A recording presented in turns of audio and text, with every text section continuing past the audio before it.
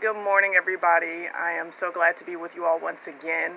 I know that I don't do daily or every other day updates, and that's because I really don't like to do any videos unless I have something relevant to say. And so I have a couple of things lined up, but today I'm going to focus on something that's been on my heart for the last couple of days, and I hope that it's a blessing to you. I know many of you are getting prepared to get back into the school grind with your kids, and of course the work grind is 365, but I wanted to talk to you specifically about this subject because I think that this is affecting what's going on in your homes. I think this is affecting how you're moving in your business, how you're moving in ministry, how you're moving even when you're sharing about who we are as the people. So today I'm going to talk about bitterness. Bitterness is such a huge subject, and specifically about bitterness is that what you need to understand is that bitterness is designed to kill you and your vision. Bitterness is designed to kill you because bitterness is associated with stress. And anybody knows anything about stress, stress kills. Stress has the ability to give you seizures. It has the ability to give you aneurysms. It has the ability to give you heart attacks, diabetes. I want to talk about these things because, you know, one of the things that I notice is that a lot of people who talk about this awakening or talk about who we are as the people, they like to focus on this whole hate Esau thing and hate the white man and, oh, we're going to come out with great wealth and reparations. And y'all know I'm all for reparations. I'm not for hating anyone. But one of the things that I want to do that separates those of us who are truly in the Ruach from those people who are pushing messages of hatred is that we need to work on ourselves. We need to deal with ourselves because for far too long we're looking at other people, we're looking at other nationalities, we're looking at the things that historically have happened to us, but we're not understanding that if you don't know your history, then you're bound to repeat it. Well, what do I mean by that?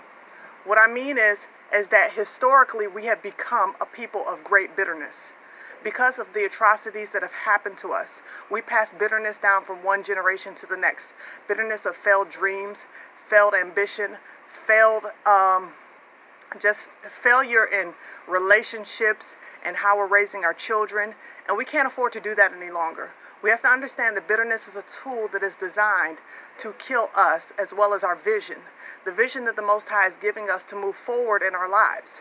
You see, the thing is that our ancestors, when they were in Egypt, they still had, even though they were out of Egypt, even seeing all the wonders, even seeing with the hope of the promised land, they still had an Egyptian mindset. Y'all heard the term, you could take the hoe out of the ghetto, but you can't take the ghetto out of the hoe. Or you can't turn a hoe into a housewife. Or one of those similar sayings. Why? It's because it's on the inside. And what's on the inside is usually indicative of what's going to happen on the outside.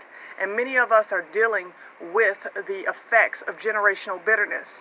We're dealing with how we handle situations and that we deflect rather than introspectively look at what we are doing to add to our own problems. Now, granted, we have a mountain of problems that other nationalities don't have to deal with. But we have to understand how we move on the inside, how we operate. Think about how you handle a situation.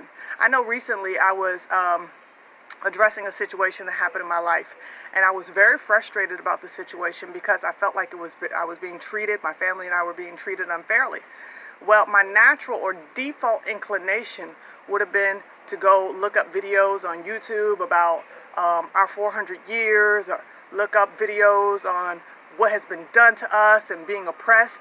And I said, you know what, I'm not going to do that. I'm not going to do that because I made a decision that this is going to be a year of intentionality in my life. And I said, I'm not going to fall back into my old systems and patterns. It's not that we don't need to know what's going to happen to us collectively, but on an individual basis for myself and for my family, I have to think about how my actions would have turned me toward bitterness. And they would have done absolutely nothing to help me or my family to be able to have recompense, true recompense in walking towards our calling. So instead, I decided that I was going to push that to the side in my mind, and I was going to focus on what I would have originally focused on had I not heard that information. And what I was originally going to focus on was my business, because I'm building my own business. And it's very important to me to make sure that I have a clear mind in addressing the things that I need to do. Why? Because when you open up your own business, you have to do a ton of research. You have to learn your market. You have to learn who your audience is and your core group, and et cetera, et cetera. When you're low on funding, you need to know how to be able to access funding. So all these things take a huge amount of focus. So I couldn't afford to put my focus on things that I had no ability to change, things that were shallow, really in nature, concerning the future for my family. You see, we need to be able to understand that when we're talking about faith, family, and the future of our community, that we hold the keys. We hold the keys to what's going to happen from one generation to the next. And our forefathers didn't understand this principle. That's why many people that are in our generation today are suffering from the same bitterness of our forefathers. And bitterness can be found by way of drinking, by way of smoking, by way of just living a stagnant life, procrastination, talking about what it is that you want to do, but never actually taking any incremental steps to do that. Allowing yourself to get easily discouraged.